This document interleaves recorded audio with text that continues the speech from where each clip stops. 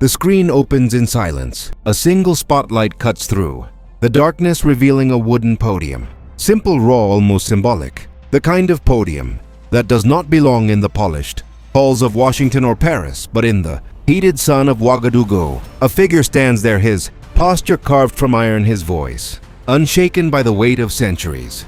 Ibrahim Traoré, and tonight the world will hear him. It begins not with politics, not with treaties, not with empty promises wrapped in smiles, but with a story. The story of two men, two worlds, two bloodlines. The story of David and Goliath reborn on African soil. Do you know Traoré's voice cuts through the crowd like a blade what power truly is? It is not the size of your army. It is not the number of your bombs. True power is the will to say no, the courage to stand when others kneel, the fire that refuses to die. The camera pans across the room. Young faces lit with pride, older faces carved with the memory of colonial humiliation. Their silence is not passive. It is a silence sharpened by centuries. And then with the faintest smile, Traoré drops the line that freezes even the Western journalists at the back of the hall. Trump once told the world that his DNA was a weapon, that within him ran the blood of conquerors. But when I revealed what was written in Africa's DNA, he begged to cut the cameras. Gasp ripples through the audience. For a moment, no one breathes. This is not just rhetoric. This is theater. This is history in the making, weaponized with words. Because behind those words lies a clash bigger than two men. A clash between continents. A clash between the arrogance of empires and the rising fire of nations that refuse to kneel. Africa rising, global politics shifting. And the world, forced to watch as sovereignty takes center stage. A hall in the heart of Africa, the ceiling fans turning lazily, the flags of the nation draped behind the podium. The smell of sweat, dust, and anticipation. Reporters scribbling furiously, their lenses trained like rifles on Traoré's face. Every syllable he speaks ricochets across continents. This is no ordinary speech. This is a declaration. Do not mistake humility for weakness. Traoré continues, his voice low, now almost dangerous. We listened when you lectured. We obeyed when you demanded. We bled when you exploited. But today, we answer with one word: enough. The crowd erupts, their fists raised like a forest of spears. The West will dismiss it as theatrics, but they know deep down that something has shifted, that the balance of power is cracking, that Africa no longer comes to the table as a beggar but as a player, fierce, unapologetic and unbending. And in the shadows of this speech lies the story the cameras almost didn't capture. The story of Trump's humiliation, the DNA bombshell that ripped through the myth of invincibility and left the so-called giant scrambling for cover. A private room, heavy curtains drawn, no stage lights, no applause, just two men and the unblinking eye of a camera. On one side, Donald Trump, the embodiment of bluster and bravado, the self-anointed Goliath of global politics. On the other, Ibrahim Traoré, young, unflinching, carrying the weight of a continent on his shoulders. Trump leans forward, his hands wide, his voice booming. We are the greatest power the world has ever seen. My DNA, it's warrior DNA. Conquerors, builders, winners.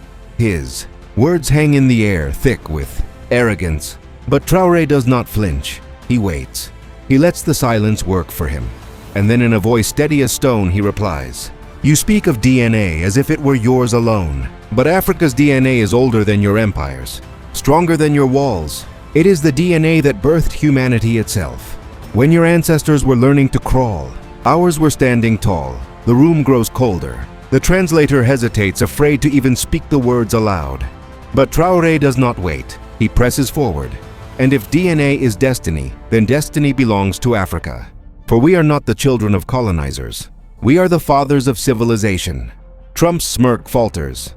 His eyes dart, searching for control, for an anchor. But it's too late, because the camera is still rolling. The myth of invincibility is unraveling in real time. And then the moment. The 47 seconds that will be replayed, dissected, and remembered. Trump lifts his hand, waves frantically at the cameraman. Cut it. Cut the cameras. Now. The silence after those words is heavier than thunder. For the first time, Goliath blinked. This is not gossip. This is not rumor. This is the anatomy of a power clash. A shocking response that left the world reeling and one question hanging in the air. What happens when Africa refuses to kneel? Because make no mistake, this is bigger than Traore, bigger than Trump, bigger than the sound bites that will flood social media by morning. This is about a generation of young Africans who refuse to inherit chains, who refuse to live under the shadow of Western guardianship. This is about sovereignty, the word that terrifies empires more than any weapon. Africa is not asking for permission. Africa is not waiting for approval. Africa is rising and the world cannot look away. And yet the irony is brutal. For decades, Africa was framed as the continent of pity. The place of charity drives aid concerts hollow.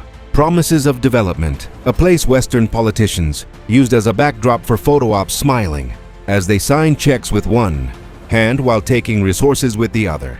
But the tide is turning. The same continent they once dismissed is now the one they fear. Its population the youngest in the world. Its resources the backbone of modern technology. Its will unbroken, and now its leaders are learning the oldest lesson of all, that giants can fall. Back in the hall, Traore leans into the microphone. They tell us we are poor, he says, his eyes burning. But how can the richest land on earth be poor? They tell us we are weak. But how can the richest land on earth be poor? They tell us we are weak. But how can a billion voices be weak? No, the truth is they fear us. And fear is the clearest proof of power. The applause rolls like thunder. The camera cuts to a young woman in the audience. Her fist raised, tears streaming down her cheeks. For her, this is not just politics. This is redemption. This is the sound of chains breaking, not in whispers, but in roars. And somewhere in a mansion, half a world away, a man replays that 47-second clip over and over again, hearing his own words collapse under the weight of a truth he cannot silence. The DNA bombshell. The humiliation. The moment the cameras almost didn't capture. The moment David stood and Goliath begged for darkness. This is the clash the world never expected. Not in battlefields, but in words. Not with bullets, but with truth. And in the echo of that truth lies a warning. Africa is not asking for a seat at the table. Africa is building its own table. And this time the world will come knocking. The echoes of that hall do not die easily. They ripple outward, across villages and cities, across oceans and borders. From Accra to Atlanta, from Lagos to London, from Kinshasa to Kingston, Africans and the diaspora lean in, transfixed. Because this is not just about what Traore said. It is about what he dared to unmask. For centuries, the West built its mythology on the illusion of superiority.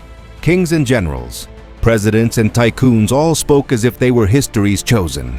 But now, on a stage half the world dismissed as insignificant, that illusion cracked. And the sound was loud enough to be heard in every capital of power. Trump's DNA bombshell was meant to intimidate, to cement the myth of eternal dominance. But Traore flipped the script. He reached deeper, past politics, past military strength, into the marrow of humanity itself. You claim conqueror's blood, he declared. But Africa carries the original blood. The blood that birthed empires long before yours. The blood that endured slavery and yet still stands. The blood that outlasted colonizers and still dreams. The room had no reply. Because what do you say when the mirror is turned on you?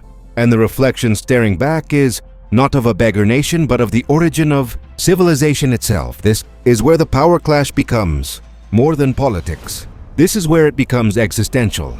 For Western viewers watching the clip, some scoff.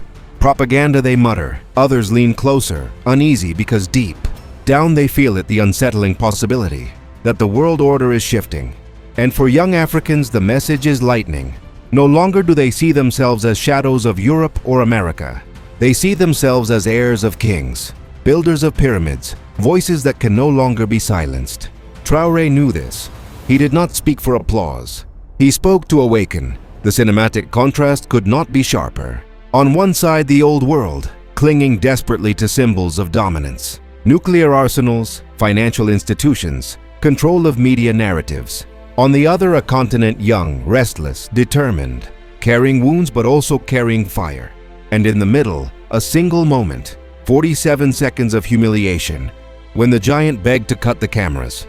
The symbolism is undeniable. A man once branded the loudest voice of Western power reduced to silence, while an African leader, young enough to be his son, spoke truths that thundered louder than any military parade. David versus Goliath. But this time, David is not armed with stones. He is armed with history, with pride, with the refusal to kneel. The story spreads. In Parisian cafes, diplomats whisper uneasily. In Washington boardrooms, strategists replay the footage frame by frame, searching for a way to spin it. On African streets, youth carry the clip on their phones, passing it like contraband, smiling with a pride their grandparents were denied. Because this was more than a clash of egos. This was Africa looking the world in the eye and not blinking. And yet, the weight of the moment is not lost on Traore himself. He knows the risks. He knows that speaking truth to empires has never been safe. History is littered with the names of African leaders who dared to stand tall. Sankara, Lumumba, Nkrumah, and paid the price. But he also knows something else. Fear cannot build nations. Courage can. Let them come with their threats. He says off stage, his voice softer now, almost like he's speaking to the ancestors. We are not afraid, for the chains have already been broken in our hearts. And when the heart is free, the body will follow. It is not just a line, it is a prophecy. And so the clash continues not only in speeches, but in the quiet defiance of ordinary Africans who refuse to bow. Farmers demanding fair prices for their crops. Miners asking why their gold feeds foreign banks but not their children. Students refusing to see their futures dictated by outsiders. This is Africa's rising, not a slogan, but a movement. A rising that humbles presidents. A rising that unsettles empires. A rising that makes even the loudest voices beg for silence. The final frame lingers. A slow pan. Across the hall. Across the fists in the air. Across the faces wet with tears. The sound of drums in the distance, ancient and defiant. And over it all, Traore's voice steady, unbroken, cinematic. History remembers not the ones who bowed, but the ones who stood. And we will stand, fade to black. And in the silence that follows, a single truth echoes louder than any headline. The giant has been humbled. The world has been warned. And Africa is rising. If this moment moved, you don't just watch history, become part of it. Hit that subscribe button so you never miss the truth they don't want you to hear. Drop your thoughts in the comments, let the world know where you stand in this clash of giants. And share this video with someone who still doubts Africa's rise. Because every view, every voice, every share is another strike of the drum. Another reminder that sovereignty cannot be silenced. This is not just a video, this is a movement. And it begins with you.